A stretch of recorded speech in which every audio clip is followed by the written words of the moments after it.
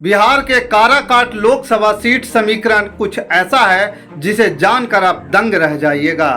सबसे ज्यादा वोटर यादव होने के बावजूद भी यादवों की नहीं चलती है।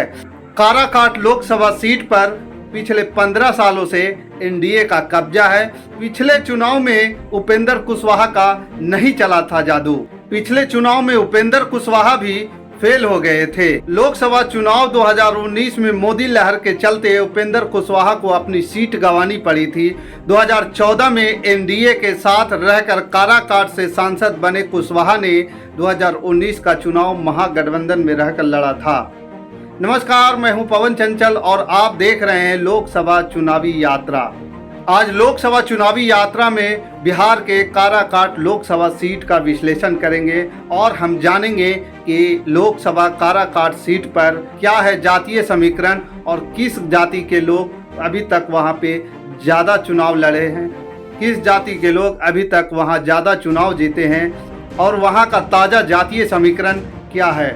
दक्षिण बिहार की काराकाट लोकसभा सीट से जदयू के महाबली सिंह अभी सांसद हैं।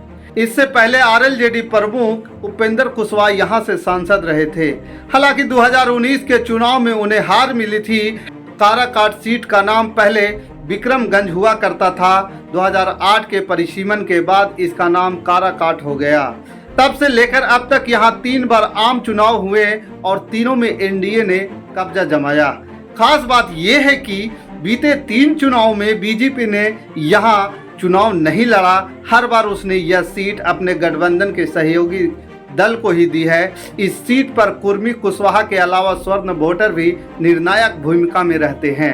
अगर हम बात करें लोकसभा चुनाव 2024 की, तो 2024 के चुनाव से पहले जदयू महागठबंधन में चली गई है। वहीं उपेंद्र कुशवाहा की नई पार्टी आरएलजेडी अब एनडीए के साथ है। तो क्या आरएलजेडी इस बार चुनाव निकालेगी? आगामी चुनाव में मुख्य मुकाबला एनडीए और महागठबंधन के बीच ही रहने वाला है। हालांकि दोनों ही गठबंधन कौन सी पार्टी के कौन सा प्रत्याशी को यहां उतारेंगे, इसकी स्थिति अभी साफ नहीं हो पाई है। एनडीए से उपेंद्र कुशवाहा की लड़ने की संभावना ज़्यादा नजर आ रही है। वहीं महागठबंधन में जदयू या आरजेडी से कोई उम्मीदवार उतारा जा सकता है, या फिर सिटिंग सीट को दिया जा सकता है, या फिर सिटिंग उम्मीदवार को दिया जा सकता है। पहले के सर्वे में सामने आए आंकड़ों के मुताबिक काराकाट लोकसभा क्षेत्र में यादव, कुशवाहा, राजपूत, ब्राह्मण, भूमिहार, दलित, महादलित, कुर्मी, वैश्य, मुस्लिम मतदाता प्रमुख है। सबसे ज्यादा यहाँ यादव वोटर्स हैं, जिनकी संख्या 3 लाख से भी ज्यादा है। इसके अलावा स्वर्ण मतदाता भी निर्णायक भूमिका में रहते हैं। इस सीट पर राजपूत करीब 2 लाख हैं, वैश्य करीब 2 लाख हैं, ब्राह्मण करीब 75,000 हैं, भूमिहार समाज के लोग करीब 50,000 हैं। इसके अलावा कुशवाहा और कुर्मी मतदाताओं की संख्या मिलाकर करीब 2.5 लाख है। इस सीट पर मुस्लिम वोटर्स भी खास पैठ रखते हैं और उनकी भूमिका बड़ा ही निर्णायक होता है, जिनकी संख्या करीब 1.5 लाख है। अगर हम बात करते हैं पिछले चुनाव की, जहां से 2019 के चुनाव में उपेंद्र कुशवाहा को अपनी सीट गंवानी पड़ी थी। लोकसभा चुनाव 2019 में मोदी सरकार के लहर के चलते उपेंद्र कुशवाहा को अपनी सीट गंवानी पड़ी। 2014 में एनडीए के साथ रहकर काराकाट लोकसभा क्षेत्र से सांसद बने थे कुशवाहा। 2019 का चुनाव गठबंधन में रहकर लड़ा था।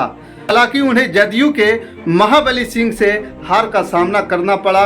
महाबली सिंह ने उपेंद्र कुशवाहा को करीब 84,000 वोटों के अंतर से मात दी थी। जब 2014 में उपेंद्र कुशवाहा काराकाट लोकसभा से जीतकर संसद भवन पहुंचे थे, तो उस समय केंद्र में मंत्री बनाए गए थे।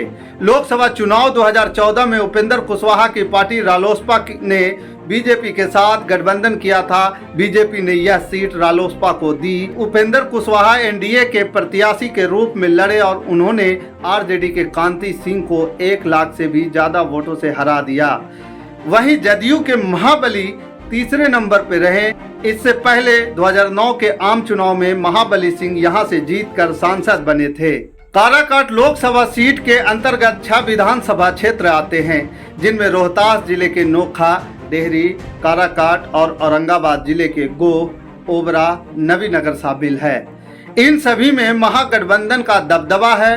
2020 के विधानसभा चुनाव में नोखा, डेहरी, गोह, ओबरा और नबीनगर में आरजेडी ने जीत दर्ज की थी, जबकि काराकाट विधानसभा पर भाकपा माले ने कब्जा जमाया था।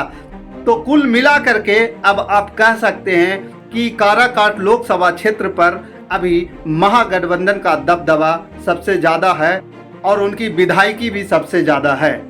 2024 के चुनाव से पहले कुशवाहा फिर एनडीए में, काराकाट में क्या रहेंगे समीकरण, इसके बारे में एक बार जानने की कोशिश करते हैं। आगामी आम चुनाव से पहले बिहार में सियासी समीकरण काफी बदल गए हैं। जेडीयू एनडीए से नाता तोड़कर महागठबंधन में चली गई है।